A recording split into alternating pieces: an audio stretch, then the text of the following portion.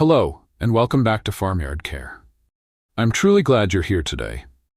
If you have ever spent even a little time around chickens, you already know how calming it can be to watch a healthy flock scratching through the grass, searching for tiny insects, dust bathing in the sun, and moving through the yard with that simple, natural rhythm only chickens have. But let me ask you something important. Have you ever looked at your chickens and treated them like nature's little feathered garbage disposals? Many people do. Because chickens peck at so many things with excitement, it is easy to believe they can safely eat almost anything we toss into the yard. But after years of working around farm animals and backyard flocks, I can tell you this clearly. Just because a chicken wants to eat something does not mean that food is good for its body. Some feeding habits that seem harmless may quietly damage your flock over time. A bowl of kitchen scraps, a handful of the wrong treat, or even the simple habit of scattering feed on the ground can affect their health, their behavior, their egg production, and their overall quality of life. Today we're going to look deeper than the usual backyard advice. We will explore the biology behind how chickens eat, digest, grow, lay eggs, and stay healthy. This video is about the 7 unexpected rules for feeding chickens. Practical rules that challenge old barnyard habits and bring a more thoughtful, science-based approach into your own backyard. By the end, you may never look at your feeding routine the same way again. More importantly, you will understand how to support your flock so they can live longer, healthier, more productive lives. So settle in, get comfortable, and let's take a fresh look at how we care for the birds that give so much back to our farmyard. Rule 1. The 90-10 rule. The myth of the omnivore's buffet. Let's begin with rule number 1. And in my experience, this is one of the most important foundations of proper poultry nutrition. The 90-10 rule. Most of us love giving our chickens a little extra treat. When they hear your footsteps and come running to the fence, clucking with excitement, it is very hard not to toss them something from the kitchen. But here is the truth. Every chicken keeper needs to understand. Treats should never make up more than 10% of a chicken's daily diet. The other 90% should come from a complete, properly balanced poultry feed. That may sound strict, but there is a good reason for it. A quality poultry feed is not just random grain in a bag. It is carefully formulated to provide the right balance of essential nutrients, vitamins, minerals, and amino acids that chickens need every day. For laying hens especially, that balance matters a great deal. A laying hen has a fast metabolism and a heavy nutritional demand.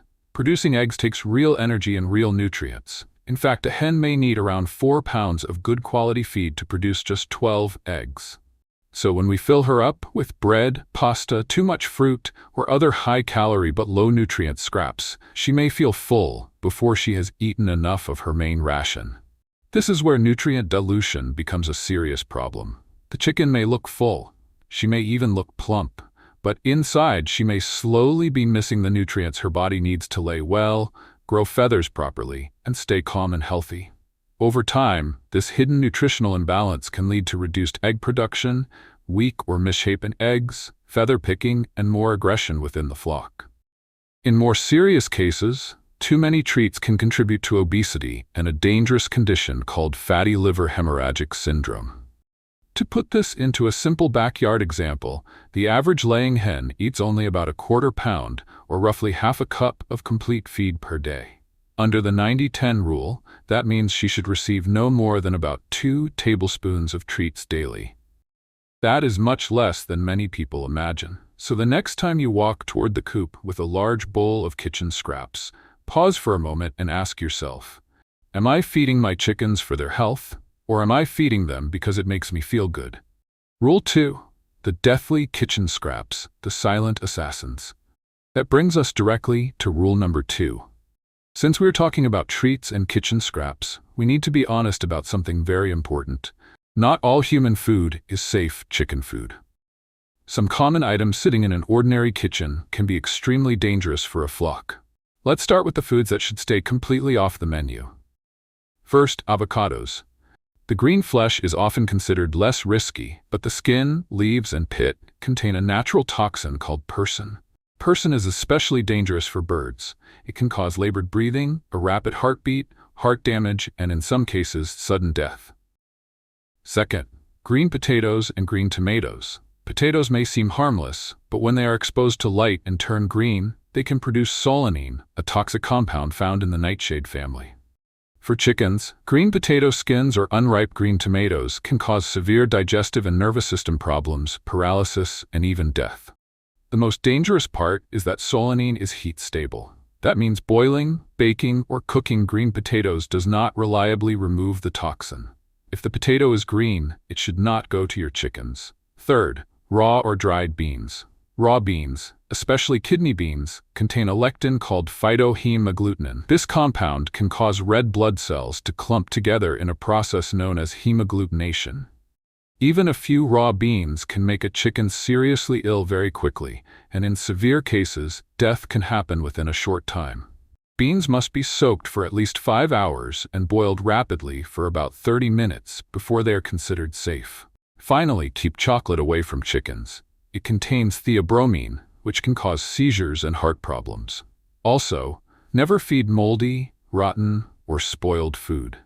Mold can produce mycotoxins, and rotten food can create conditions linked to botulism, one of the most dangerous toxins a flock can encounter. The more you understand a chicken's body, the more you realize how careful we must be. A healthy flock depends not only on what we give them, but also on what we wisely keep away from them. Rule 3. The citrus and allium controversy. Now let's move to rule number 3, and this is one that often creates debate among backyard chicken keepers. The citrus and allium controversy. Can chickens eat oranges? What about onions and garlic? To answer that properly, we need to look at what is happening inside the bird's body. Let's begin with onions. Whether they are raw or cooked, onions contain sulfur compounds known as thiosulfates. Chickens do not have the right enzymes to break these compounds down safely. When a chicken eats onions, those compounds can damage the red blood cells and cause them to rupture too early. This condition is known as Hens body hemolytic anemia. When that happens, oxygen cannot move through the bird's body the way it should. You may see breathing difficulty, pale combs, weakness, low energy, and in serious cases, death. Garlic belongs to the same plant family, but it contains much lower levels of these compounds. In very small, controlled amounts, fresh crushed garlic can release allicin, which may support the immune system and offer some antibacterial benefits. But this is where experience matters. A little may be useful, but too much can become a problem. Moderation is absolutely essential. Now let's talk about citrus fruits like oranges, lemons, and grapefruits. Many people assume that because citrus is rich in vitamin C, it must be good for chickens. But chickens are not like humans in this area. Their bodies can produce their own vitamin C inside the kidneys, so under normal conditions they usually do not need extra vitamin C from citrus. There is also concern that the high citric acid content in these fruits may interfere with calcium absorption in the digestive tract. And for a laying hen, calcium is not a small detail. It is the foundation of strong eggshells. Too much citrus could contribute to thin-shelled eggs or even shellless eggs. On top of that, many chickens naturally dislike the bitter oils found in citrus peels and will avoid them if given the choice. So why force something the flock does not really need? In most cases, it is better to leave citrus out of the coop and offer foods chickens truly benefit from, such as leafy greens or a fresh slice of watermelon. Rule 4. The legal and biological realities of bugs and meat. Now let's move into rule number 4. This one surprises many chicken keepers because it is not just about nutrition. It also touches on disease control, local laws, and the hidden biology of insects. Let's talk about bugs and meat. Chickens are naturally omnivores. In the wild, their ancestors, the red jungle fowl, spent their days scratching through soil and leaf litter, searching for insects, worms, and even small lizards. So yes, animal protein is part of their natural behavior. But in modern backyard and farm settings, feeding certain animal products to chickens can become risky and, in some places, illegal. In many regions, including the UK and parts of the United States, it is illegal to feed chickens kitchen scraps that have passed through a kitchen where meat is prepared. These rules exist to reduce the risk of serious disease outbreaks, including diseases like foot and mouth disease. Feeding chicken meat back to chickens is also strongly discouraged and often illegal in many jurisdictions. The concern is not just that it feels unnatural. The bigger issue is the risk of spreading species-specific diseases and encouraging behaviors linked to cannibalism within the flock. Now, what about insects? Many chicken keepers like giving dried mealworms as a protein treat, but here is something many people do not realize. In certain places, such as the UK, feeding commercially produced mealworms to poultry is banned. The reason comes down to what those mealworms may have been raised on. Commercial mealworms are sometimes fed animal protein waste or brewery byproducts. If they consume contaminated animal material, they can become biological carriers of disease. In theory, they could pass dangerous pathogens connected to problems such as bovine spongiform encephalopathy, also known as mad cow disease, into the food chain. A better option supported by sustainable farming is black soldier fly larvae, often called BSFL. When raised on controlled plant-based substrates, these larvae are generally treated differently from higher-risk insect feeds. They are rich in calcium, which supports strong eggshells, and they also provide a strong amino acid profile that can help chickens rebuild feathers during molting. This is a powerful reminder that every part of the feeding chain matters. What the insects eat becomes what your chickens eat, and what your chickens eat eventually affects the eggs you bring into your kitchen. Rule 5. The anti-ground feeding rule. Now let's move to rule number 5. Think for a moment about the classic image of someone feeding chickens on a farm. Many people picture a farmer casually tossing handfuls of corn across the dusty ground while the chickens gather around, pecking happily at every kernel. It looks traditional, it looks natural. It may even feel charming.